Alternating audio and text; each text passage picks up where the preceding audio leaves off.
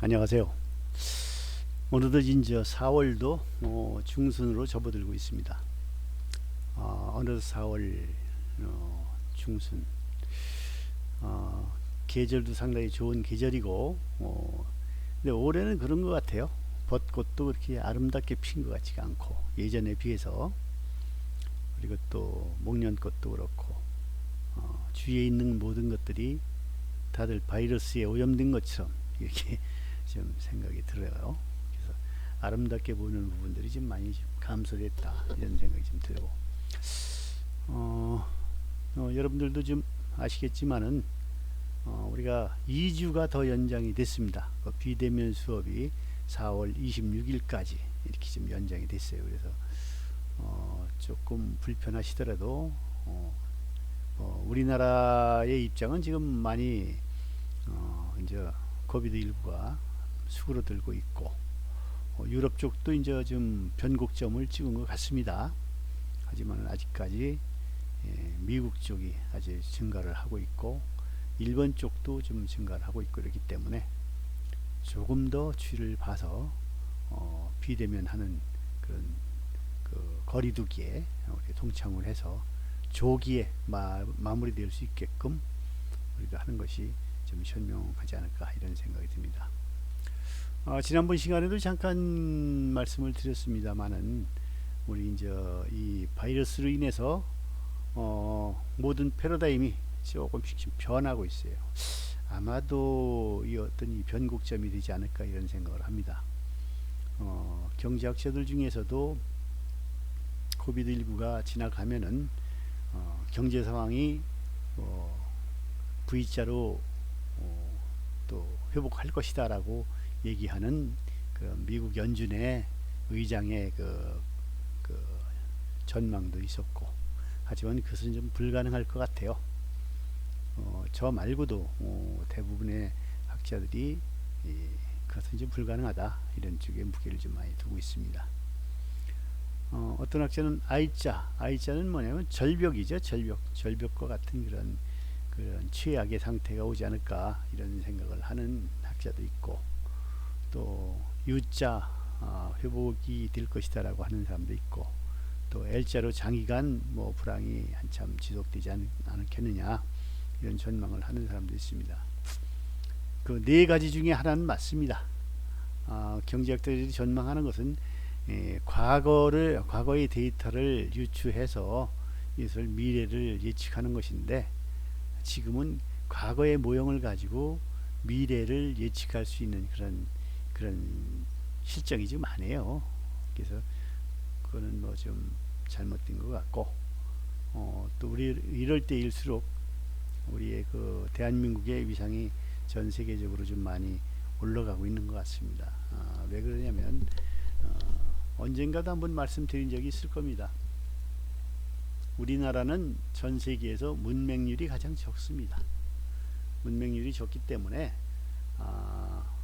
문자를 하든 아니면은 매스컴을 통해서 이 공표를 하든 간에 다 알아들어요. 연세가 많으신 분이나 젊은 사람이나 할 것 없이 문맹자가 없다는 게 그만큼 문화 전파를 하는데 상당히 좀 유리한 점이 많다. 그리고 거기에 대한 일말의 자부심도 가져도 된다 이런 생각을 합니다. 또 두 번째는 우리가 이제 대부분 이제 남자들이 그런 경우가 많은데, 집에 한 집에서도 각 가정마다 한 명 정도는 군대를 갔다 온 사람, 그런 실정이에요. 군대 문화라는 게 폐쇄적이고 또 특수한 집단입니다만은, 또 상명하복 아니면은 어떤 이슈가 있을 때 일사불란하게 움직이고 거기서 또 어떤 그 결과를 도출해내고 하는 그런 부분들에 대해서는 전 세계 어느 나라도 우리를 따라올 수가 없습니다. 그런 부분이 상당히 좋은 부분이 해석이 될 수가 있다. 그리고 이제 세 번째는 우리가 이제 인구 밀도가 높기 때문에 IT 그 활용 기술이 많이 발전을 하게 됐습니다. 이거는 미국이나 캐나다나 이런 데는 자리가 넓어서 이거를 망을 깔으려 해도 상당히 좀 자금도 많이 들어가고 또 넓잖아요. 일단 뭐 기지국을 하나 설치를 하더라도 우리는 뭐 다닥다닥 붙어가지고 이렇게 해서 효율성을 높일 수가 있는데 그런 쪽은 그렇지 못해요. 그래서 아시아 국가들이 대체적으로 IT 쪽은 좀 많이 앞서 있습니다. 아시아 지역이 대체적으로 이제 인구 밀도가 좀 높은데 그 유럽 쪽도 가보면은 그 우리가 컴퓨터에 한번 부팅하려면 상당히 좀 시간이 많이 걸리고 짜증나는 경우가 많습니다. 와이파이도 그렇고 우리만큼 이렇게 되는 데가 없어요. 그런 자부심을 가져도 되겠고 또 다른 사람 모르겠는데 저는 그런 전망도 좀 합니다. 뭐냐면은 우리가 일제 35년 동안 우리가 핍박을 받아왔고 또 주권을 잃고 이런 치욕적인 역사가 있었습니다. 그리고 그 뒤에 6.25 동란이 있었습니다. 그러면서 정말로 뭐 낭떠러지까지 끝까지 내려갔던 그런 우리 민족이에요. 민족이기 때문에 잡초처럼 아주 질기게 그리고 그렇게 하면 안 된다는 그런 그 반성의 그 에너지들이 우리 민족 속에 있습니다. 있어서 그런 위기에 닥쳤을 때 빨리 헤쳐나가고 그런 그 슬기로운 면도 좀 있다. 대체적으로 우리나라가 어머니들이 강하잖아요. 어머니들이 강한 이유는 전쟁을 많이 겪은 나라는 남자들이 전선에 나가서 많이 죽어요. 죽고 그러다 보면은 안살림을 대체적으로 많이 했던 요즘 세상과 좀 많이 다르죠. 그러다 보니까 어머니들이 집안 살림을 꾸려나가는 그런 그 악작 같고 또 규모 있게 이렇게 해나가는 부분들이 많이 있습니다. 또 그런 부분들 해서 우리 유전적으로 받지 않았나 이런 생각을 좀 합니다. 그래서 잃으면은 모든 것을 다 잃는 게 아니고 얻는다고 해서 다 좋은 게 아닙니다. 우리가 음식을 봐도 그렇잖아요. 설탕이 많이 들어간 거는 몸에는 좀 해롭다고 대체적으로 얘기를 하죠. 그리고 약은 입에 쓰다 이런 얘기를 많이 합니다. 이번에도 우리가 좀 상당히 어렵게 지나오고 있습니다만은 여기서도 얻을 점은 없고 긍정적인 부분들도 바라볼 필요가 있어요. 우리가 우리 전 지구적인 생각이라고 보면 어떨까요? 이 지구가 유기체라고 생각을 한다면은 아마도 지금까지 숨가쁘게 인간에 의해서 탈취되고 또 강탈당했던 이런 그 환경들이 잠시 쉼호흡을 하는 그런 시간이 되지 않나 이런 생각도 좀 합니다. 비근한 예로 우리가 봄이면은 미세먼지 때문에 상당히 좀 어려워했는데 중국이 그 코비드19 때문에 산업이 마비가 되다 보니까 역설적으로 공기는 더 맑아졌어요. 맑아졌고 오늘도 매스컴을 통해서 이렇게 보니까 그게 있더구만요.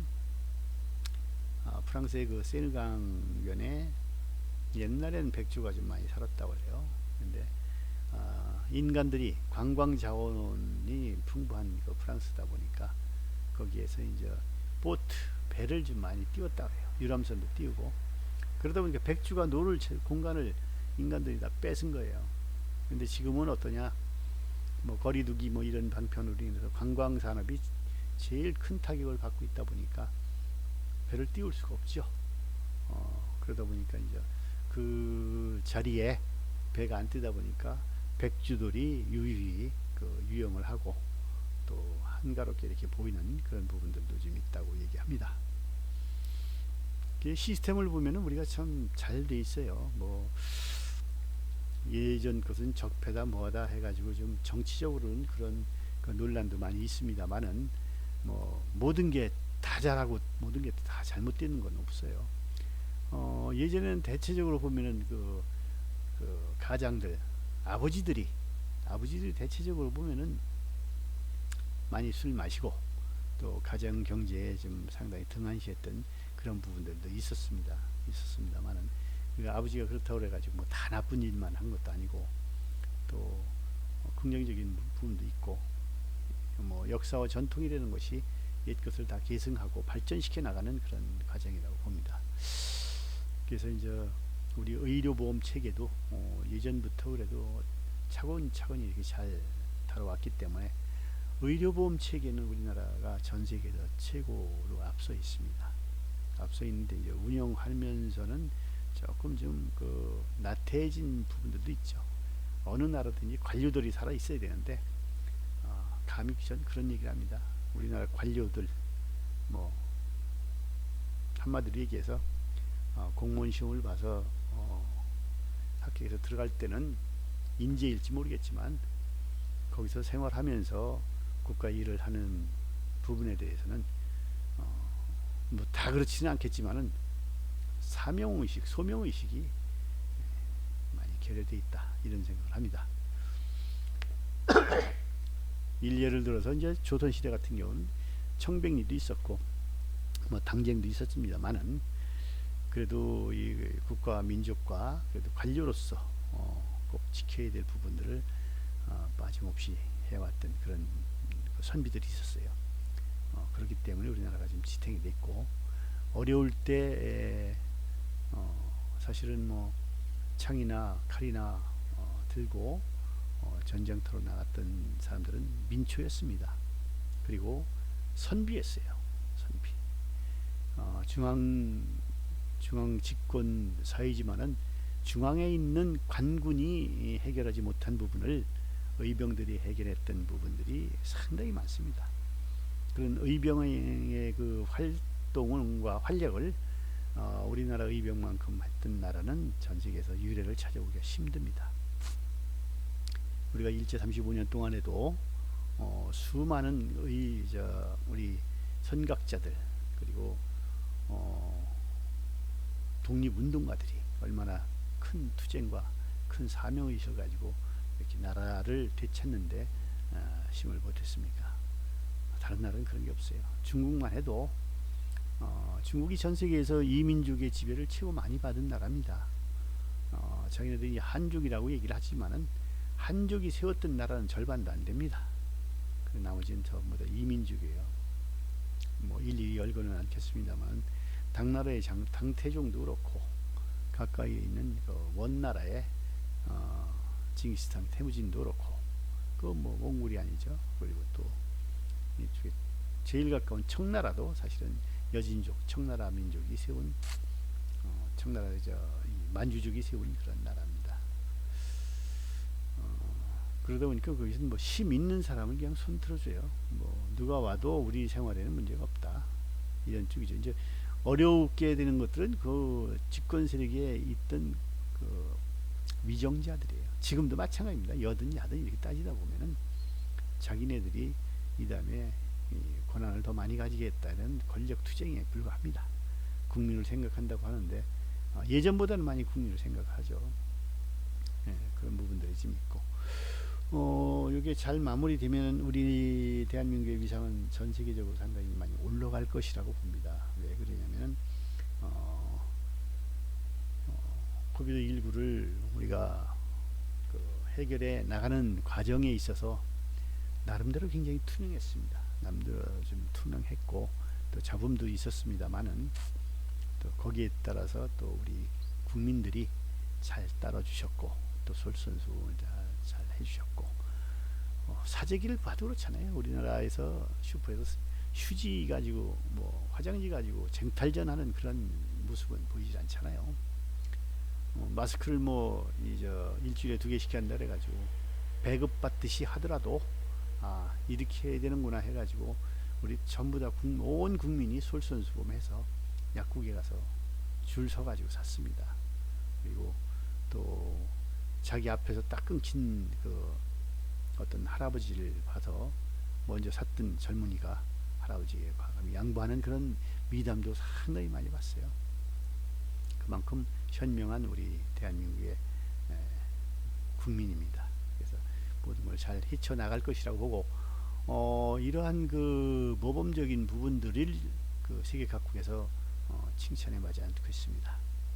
칭찬하고 있는데 그게 어느 정권 어느 그 집단이 잘해서 그런 거 아닙니다. 국민이 똑똑해서 그런 거예요. 그래서 그 착각들 하지 않았으면 좋겠고 어디든지 마찬가지예요. 그 국민이 똑똑하기 때문에 헤쳐나갈 것이라고 봅니다. 이번 시간에는 그 시장 균형과 포트폴리오 중에서 우리가 이제 두 번째 학습 내용은 시장 균형과 포트폴리오, 그리고 시장 모형과 체계적 위험, 그리고 체계적 위험의 측정, 자본자산 가격 결정 모형, 그 캐폼이라고 그러죠. CA 그 PM의 도출. 그래서 자본자산 가격 결정 모형을 이용한 그 주식 가치 평가에 있어서 적정 할인율과 균형 가격의 결정에 대해서 과대평가 주식과 과소평가 주식을 판단하고 또 투자 성과의 분석과 평가를 하게 됩니다. 그리고 자산의 가치와 자본 예산에 적용하는 부분들, 여기에 대해서 우리가 공부를 할 것입니다. 다음 이제 시장 균형과 포트폴리오 중에서 시장 균형인데, 시장 균형은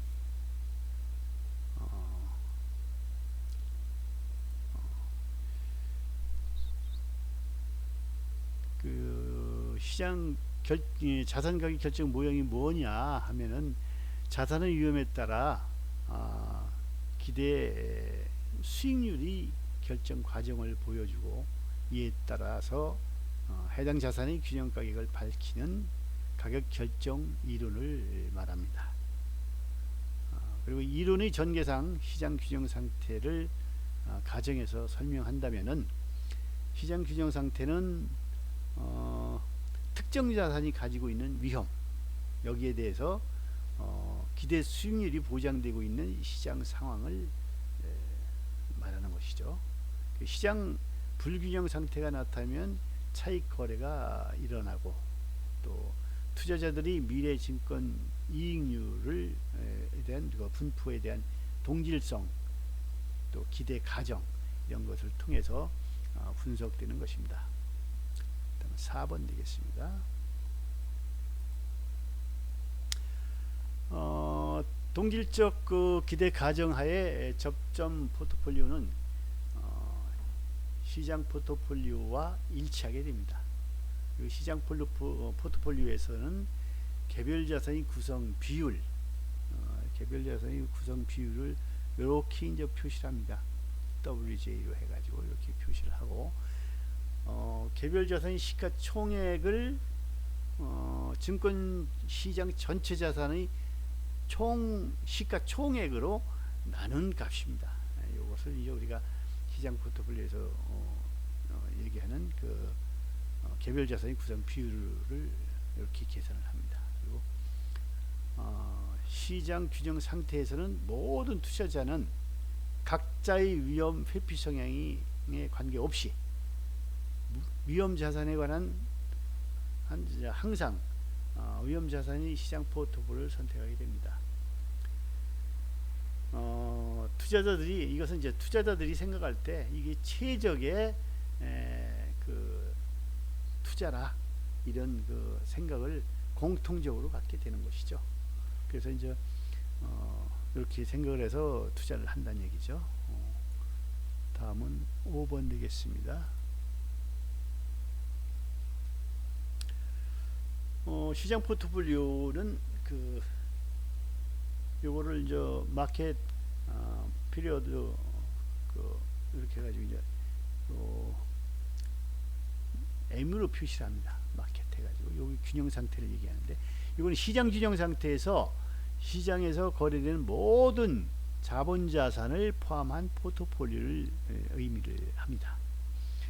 현실에서는 이를 찾거나 계산하기 힘들기 때문에 증권 시장을 대응치로 사용을 합니다. 대응치라는 건 이제 이게 그 뭐라 그럴까, 예를 들어 가지고 어떤 기준이 있으면 그걸 그 가정을 해 가지고 하는 건데, 대응치는 제가 그 나중에 자세히 좀 설명을 드리겠는데, 이게 대신 사용하는 데이터다, 이렇게 생각을 하시면 됩니다. 일반적으로 시장 포트폴리오의 대응치로 종합지수를 주가 지수를 이용을 합니다. 이용해서 계산을 합니다. 시장 포트폴리오의 특성은 뭐냐면은 시장 포트폴리오는 완벽하게 분산 투자된 포트폴리오의 특색을 가진다. 시장 포트폴리오는 위험자산, 무위험자산 이렇게 해가지고 각각 나눠서 이렇게 분산해서 투자를 한다 이런 얘기죠. 시장 균형 상태에서 모든 투자자는 시장 포트폴리오를 선택하게 된다. 한 군데서 조금 이득을 좀 못 보든지 아니면은 뭐 또 위험해서 자기 자본을 까먹을 수 있는 그런 소지가 있더라도 안전자산의 일정 부분을 투자함으로써 원금을 항상 유지시키려고 하는 그러한 그 심리적 상태가 있다. 이런 얘기가 되겠습니다. 6번 되겠습니다.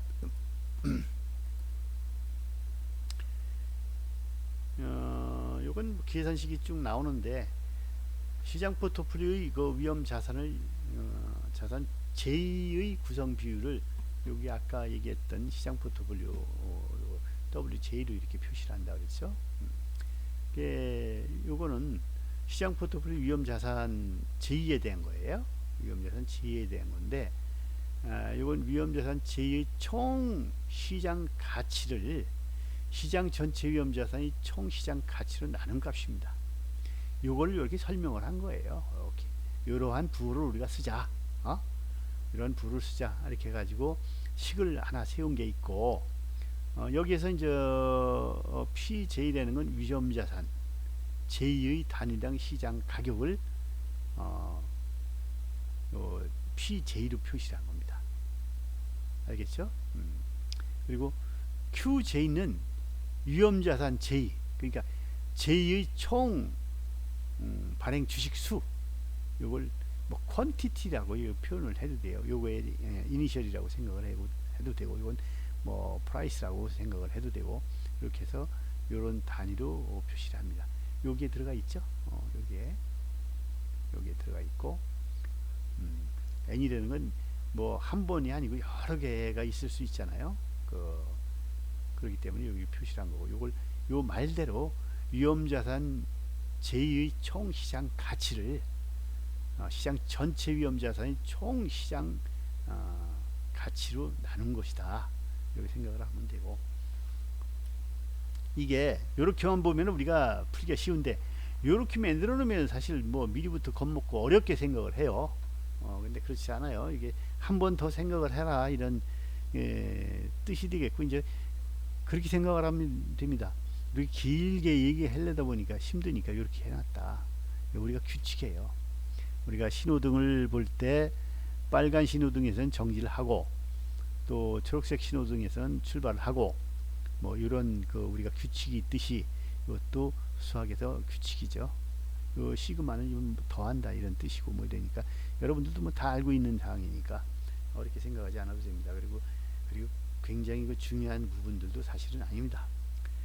그리고 투자자들의 위험 자산에 대한 투자 가능 금액은 각각 다르지만 투자자들이 선택하는 위험 자산 포트폴리오의 구성비 시장 포트폴리오의 구성 비율과 같다. 이렇게 말하니까 사실 많이 막 혀가 헷갈리죠. 헷갈리지만 그렇게 생각할 필요 없어요. 여기서 WJ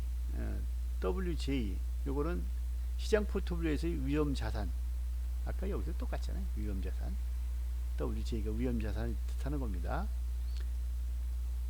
요 제2 구성 비율이에요. 그리고 JIJ라고 있대. WIJ 이거는 투자자의 위험 자산 포트폴리오 중 위험 자산 제2의 구성 비율. 그래서 다시 얘기하면 이런 식이 되죠. 투자자 제2의 위험 자산, 제2에 대한 투자액, 위험 자산에 대한 투자액이에요. 그리고 투자자 I의 위험 자산 포트폴리오에 대한 총 투자액, 이렇게 해가지고 뭐 I는 뭐 1, 2, 3, 4 쭉 나가겠죠. 그리고 이것도 그렇고 뭐 쭉 나가서 N 몇 번까지 이렇게 가정해 놓으면 됩니다. 이건 뭐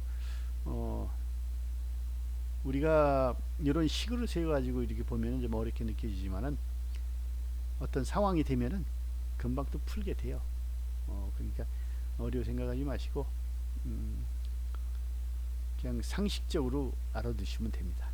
다음 7번 되겠습니다.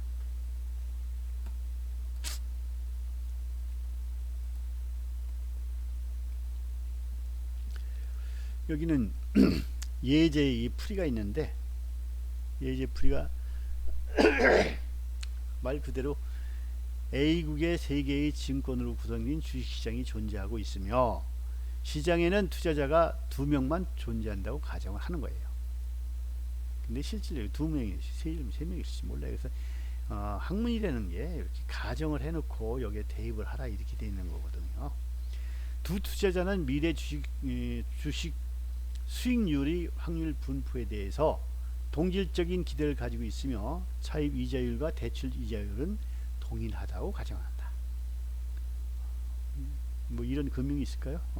투자자와 주식시장에 관한 자료는 다음 표와 같을 때 두 투자자는 각각의 주식에 얼마씩 투자할 것인가를 알아보라 이렇게 되어 있는데 여기는 투자자 1 같은 경우에 주식시장에서의 총 투자액이 여기는 총 1번 2번 합쳐가지고 2천억인데 1번은 60%를 투자했고 1번이 60%를 투자했고 또 2번 사람이 800에서 40%를 투자했습니다. 이렇게 된 상황이고 여기서 이제 주식이 되는 게 여러 가지가 있겠죠. 우리가 포트폴리오를 작성할 때 자산의 그 여러 가지 자산을 한데 묶어 놓은 거니까 여긴 뭐 A, B, C도 있을 수가 있고 A, B, C, Z까지 있을 수도 있어요. 근데 여기는 세 가지만 구분을 했어요. 그래서 여기 그 A 주식이 총 3만 원짜리가 200만 주가 있어요. 여기 이제 600억이죠. 2, 3은 600억인데 여기에 30%를 투자했어. 30%를 투자했고 또 B 주식에 그 4만 원짜리 200만 주 해가지고 800억을 투자해서 여기는 40%를 투자했고 여긴 또 C 주식에는 2만 원짜리를 300만 주에서 600억을 투자해서 이거 30%란 말이에요. 총 투자 금액이 2천억인데 요걸 이제 계산하는 식이 이제 나오죠. 다음 8번 해볼까요?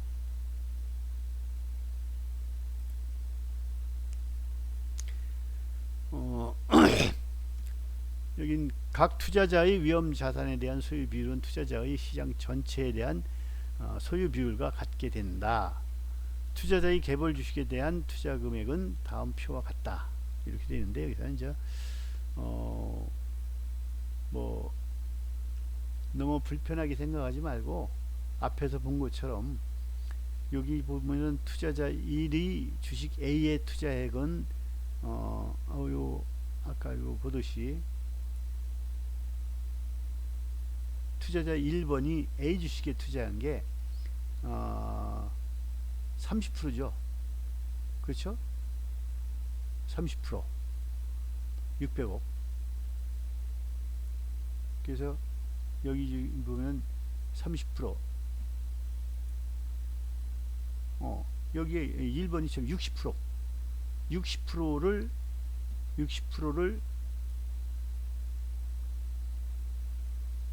600억에 투자했단 말이에요. 600억에 투자를 했어요. 600억을 투자해서 여기 계산에 나온 거 보면 그래서 60%를 600억 투자했으니까 36억 360억 따라서 각 투자자의 위험 자산 포트폴리오의 구성 비율이 모두 시장 포트폴리오의 구성 비율과 같아짐을 알 수 있다고 얘기했는데 1 투자자는 A 주식에 총 시장 가치 600억 시장에서 60%를 투자했기 때문에 여기에 이제 360억이 된다 이런 계산식이에요. 여기까지만 알고 이제 9번으로 한번 넘어가 볼게요.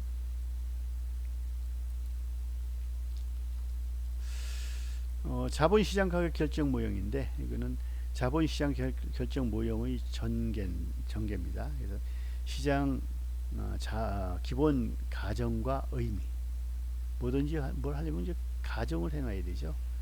똑같은 조건이 여러 개가 있을 수가 있으니까 여러 조건들이 있기 때문에 그거를 한쪽이라고 가정해 놓고 이제 설명을 드리는 겁니다. 자본자산 가격 결정 모형의 가정은 투자자들은 기대 효용을 극대화하고자 하는 위험 회피성이 있다. 위험하지 않으면서 돈을 많이 벌 수 있는 거, 이런 걸 찾죠. 찾는데 별로 없어서 문제죠. 그리고 평균 분산 기준에 의해서 포트폴리오를 선택하라 한다. 이거는 이제 통계학에서 이제 분포도가 이렇게 전개가 되잖아요. 피크점에는 되게 이제 위험 자산이라고 보는 거예요. 일반적인 거 안전 자산이라고 보는 거죠. 대체적으로 이제 안전 자산 쪽에 많이 몰리고 또 위험 자산 쪽은 많이 몰리지 않죠. 대신 모험적인 사람들, 거기서 이윤을 창출을 많이 하려고 하는 사람들이 이렇게 돼 있다면은 요 끝부분이 되게 이제 보면은 모험가들, 그런 분들이 위험 자산에 투자하는 경우가 좀 많습니다. 그쪽이 대체적으로 먼저 이 파생 상품들이 좀 많죠.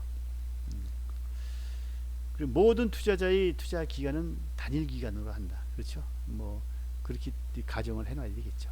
투자자의 투자 기간은 1기간으로 한정한다.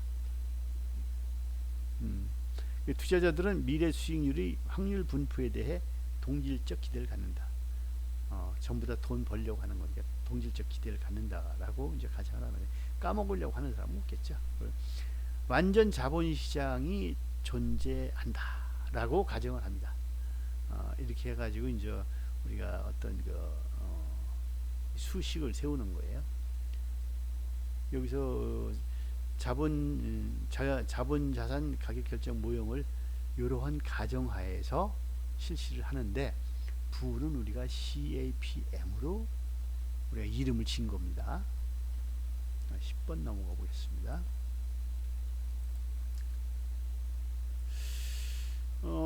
시장에는 무위험 자산이 존재한다. 무위험 자산이 존재하죠. 우리가 은행에 집어넣고 정기이금을 집어넣고 이자를 받는다든지, 아니면 대기업, 예를 들어서 뭐 삼성이라든가 뭐 이런 애플이라든가 이런 쪽에는 가격이 이렇게 폭락할 가능성이 좀 적잖아요. 그리고 배당률도 있고 그렇기 때문에 그런 안전자산이, 무위험 자산이 존재를 합니다. 그리고 무위험 이자율로 차입과 대출을 하는데 아무런 제약이 없다라고 가정을 또 하는 거예요. 이런 조건이 돼야 돼요. 그리고 차입 이자율과 대출 이자율은 동일하다고 보는 거예요. 뭐 차입 이자율이 얼마고, 뭐 대개 보면은 그 대출 이자율이 좀 더 높죠. 우리 그 은행으로 치면은 대출 이자율이고, 우리가 이 금융의 그 소비자라고 본다면은 차입 이자율이겠죠. 그 예대율이라고 얘기합니다. 우리가 돈을 은행에 맡길 때는 이자율이 좀 싸고, 거기서 은행에서 빌릴 때는 이자율이 좀 높죠. 그 이자 차익을 가지고 은행은 먹고 사는 거기 때문에 그렇습니다. 서비스도 있죠. 뭐 어디 송금해 줘야 되고, 그 돈을 보관해 줘야 되고, 안전하게. 그렇기 때문에 그런 예대율 차이는 있을 수 있습니다. 근데 여기는 분석을 할 때는 같다라고 가정을 하는 거예요. 자본시장에는 세금과 거래 비용 등 거래의 제약 요인이 존재하지 않으며, 정보의 수재 비용이 들지 않으며, 장애인이 없이 모든 투자자가 동일한 정보를 소유하고 있다라고, 완전 개방된 시장, 완전한 시장이라고 보는 거예요. 완전한 시장에서는 우리가 이익을 많이 볼 수 없다라고 우리가 이제 앞전에 배웠어요. 그렇겠죠. 그리고 거기엔 뭐 저평가된 주식이라든지 증권이라든지, 아니면 고평가된 과대평가된 그런 주식이나 이런 것들이 없고, 항상 아주 완전한 정보, 이런 부분들, 이 소극적 투자자들이 할 수 있는 부분들, 그런 것만 존재한다라고 가정을 하는 거예요. 그리고 모든 투자자는 가격 순응자이다. 소수의 투자자가 증권 가격에 영향을 줄 수 없다라고 생각을 하는 거예요. 개미들 투자자들이 뭐 몇 명이 움직였다 그래서 이게 가격에 영향을 준다든가 이런 게 아니고, 외부의 어떤 그 이슈에 따라서 이슈에 따라서 가격이 움직인다, 이렇게 보는 거죠. 다음 11번 보겠습니다.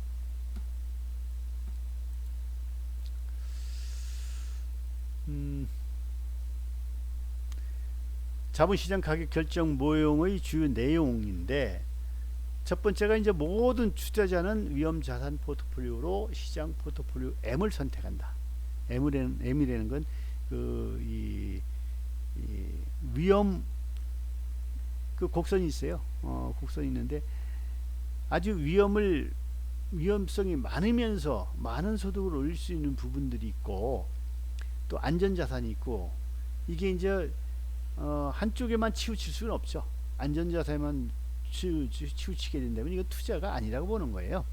그리고 완전하게 위험성이 큰 위험자산 쪽에는 대체적으로 우리가 생각할 때 위험자산에 대한 우리가 이익률이 높을 경우나, 위험하니까 잘못하면 자본금도 그냥 다 까먹으니까 그쪽에 선호되는 부분하고, 요게 이제 중간 지점에 일치하는 부분을 우리가 M이라고 그래요. 그 중간 부분을, 그래 위험하지만 돈도 많은 쪽에 갈 것인가, 아니야 그 안전한 쪽에 갈 것인가, 이걸 고민하다가 절충점에서 M을 선택하게 된다라는 얘기입니다. 둘째는 모든 투자자는 시장 포트폴리오 M과 무위험 자산의 결합을 통해서 효용을 극대화하는 최적 포트폴리오를 구성한다. 다 그렇겠죠.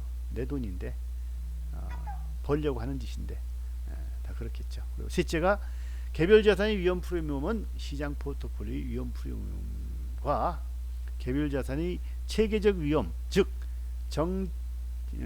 정치인 베타에 선형적으로 비례한다. 그래서 이 식은 요와 같이 결정이 됩니다.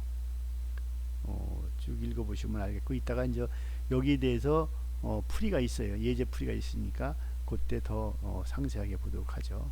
다음 12번.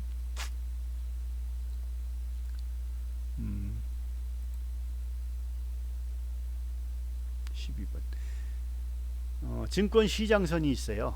증권 시장선이 있고, 또 여기 이제 보면은 여기 교과서를 보면서 하면 좋은데, 교과서가 지금 우리가 비대면이다 보니까 내가 여기 올려놓지 좀 못했어요. 어디에 투자할 것인가, 누구나 똑같은 생각을 하고 있는 부분들, 그런 시장이 있어요. 이렇게 선이 있으면은 우상향하는 선이 있으면 거기서 1만큼 투자했을 때 이쪽에 이익률도 1이다. 근데 2만큼 투자를 하면은 이익률은 2가 돼야 되는데 1.5밖에 안 된다. 그럼 위험을 무릅쓰고 투자를 더 많이 했는데 이익률은 배가 되지 않고, 점점 이게 이 포지션은 더 좁아든단 말이에요. 그렇기 때문에 그게 나중에는 어떤 선상이 되냐면 이 중앙으로부터 오목한 이런 형태가 됩니다. 이렇게 되겠죠. 이러한 형태가 될 거예요. 지금 대면 수업 때 이런 부분들, 그래프에 대한 거는 좀 상세하게 더 보충을 하기로 하죠. 예, 뭐 손가락으로 이렇게 설명을 해도 한계가 있고 그러네. 증권시장에 의하면은 증권의 기대 수익률은 무위험 이자율, 시장 위험 프리미엄, 체계적 위험에 의해서 결정이 된다. 체계적 위험과 비체계적 위험이 있죠. 체계적 위험은 이것도 이제 그 뒤에 설명을 좀 드리도록 할게요. 다음 13번.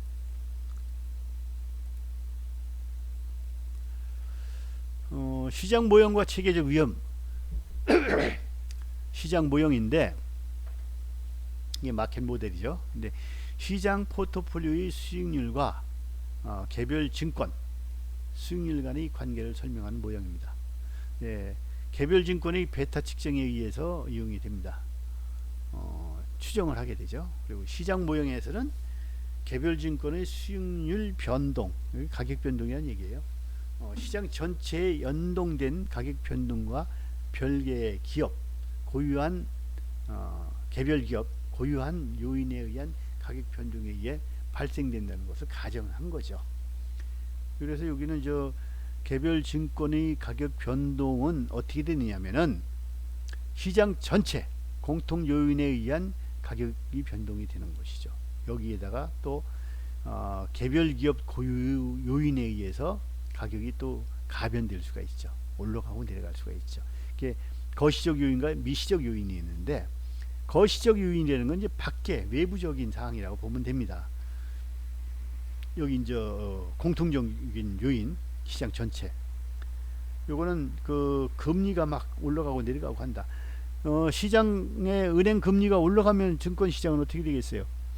그냥 가만히 은행에다 집어넣어놔도 이자율이 딱 올라가니까 돈이 거기서 수익이 발생이 되는데, 굳이 위험한 증권에서 투자할 필요가 없단 말이에요. 그래서 금리가 올라가면 증권은 폭락합니다. 금리가 올라가면 실물자산도 폭락을 해요. 실물자산이라는 게 뭡니까? 부동산이라든가 뭐 이런 것들이죠. 뭐 아파트, 땅 뭐 이런 것들. 은행 금리가 올라가면은 부동산 가격은 아주 치명적으로 하락할 수밖에 없어요. 근데 그걸 그렇게 못하는 이유도 나중에 또 설명드릴 거예요. 환율이 변동한다든지, 환율 변동은 뭐 원화가 그 전에 우리가 그 코비드 19 이전에는 1150원 정도 됐다가 지금 1200원이 넘어갔습니다. 상당히 많이 올라간 거예요. 예전에는 1달러 가지고 1달러로 수출하면 우리가 1100원밖에 못 벌었어요. 1150원 정도 못 벌었는데 지금은 1210원 뭐 이렇게 번단 말이에요. 그 갭이 한 60원, 5, 60원 차이 나죠. 1불에 5, 60원 차이 나는 거 굉장히 큰 거예요. 그런 부분들. 그러면 지금 현재 이 코비드 19처럼 이런 상황이 되면은 우리나라 원화 가치는 절하되고 달러 가치는 절상이 되잖아요. 그러면 우리가 기준을 항상 달러를 기준으로 합니다. 달러 환율이 올랐다, 환율이 내렸다 하는 거는 달러 값이 올랐다 내렸다를 얘기하는 겁니다. 지금 수출이 많이 돼야 되는데 소비자인 외부 시장에서 그걸 수용을 못 하고 있어요 지금. 그렇기 때문에 우리도 수출도 거의 절벽으로 되어 있는 상태입니다. 그리고 유가 변동, 뭐 석유값이 올라가면은 에너지 소비량이 뭐 줄어들겠지만 산업 쪽에는 원가 코스트가 올라가겠죠. 그렇게 되면은 여기서도 이제 시장 전체에 공통적인 요인이 발생이 될 수가 있다. 사회적 변동, 정치적 변동, 사회적 변동이라는 건 뭐 우리 질병 같은 거 이런 것들도 있고, 정치적 변동이라는 것은 뭐 쿠데타가 일어났다든지 이런 부분들, 그런 부분들이 있고, 또 세계 대전이 일어났다든지 이런 부분들이 있겠죠. 이런 거는 개별 기업의 능력에 의해서 변동되는 사항이 아니에요. 그렇기 때문에 이런 거는 우리가 공통적인 그 면에 의해서 가격이 변동이 될 수가 있다. 조금 전에 얘기했던 그 체계적 위험이 여기에 속합니다. 체계적 위험이 여기에 속하는 거예요. 미시적 요인은 뭐냐면은 그 각 회사에서 발생되는 일들이에요. 이게 노사분규랄지 노사분규가 되면 어떻게 했어요? 그 회사가 생산성이 뚝 떨어지기 때문에 일을 못하니까 생산성이 떨어지기 때문에 그 회사가 이익을 내기가 지금 힘들단 말이에요. 그러면 증권 가격은 떨어지게 돼 있죠. 그래서 노사 분규랄지 아니면은 신제품 생산, 아주 좋은 제품을 만들었어요. 요즘 보면은 이렇게 어려운 경제 상황 속에서도 잘 드는 회사들이 있죠. 마스크라든지 아니면 손 세정제라든지 아니면 키트, 검색하는 그 키트 제조사 같은 경우는 수출이 어마어마하게 잘 되고 있어요. 못 만들어서 못 팔 정도로 지금 호황을 누리고 있단 말이에요. 그런 부분. 그리고 또 이익이 증가했다. 또 어떤 그 혁신을 통해서 코스트를 다운 시켜 가지고 이익률을 증가시켰다. 그러면 그 배당률이 좋아질 거 아니에요. 일단 그렇게 되면 증권 가격은 올라간다. 또 이익이 떨어지면 또 반대로 현상이 일어나겠죠. 이런 부분들을 여기에 이제 미시적 요인에 의한 부분을 속합니다. 이거는 저 경영진 교체, 경영진이 아주 유능한 사람이 들어오게 되면 증권 가격은 올라갈 것이고, 반대로 그 경영자 리스크가 있는 그 좀 사회적으로 지탄받는 그런 부분들이 생긴다면은 반대로 좀 떨어지겠죠. 요게 이제 보면은 앞전에 얘기했던 요건 체계적 위험이라고 보고 요건 비체계적인 위험이라고 보는 겁니다. 그 14번은 잠시 쉬었다 할게요.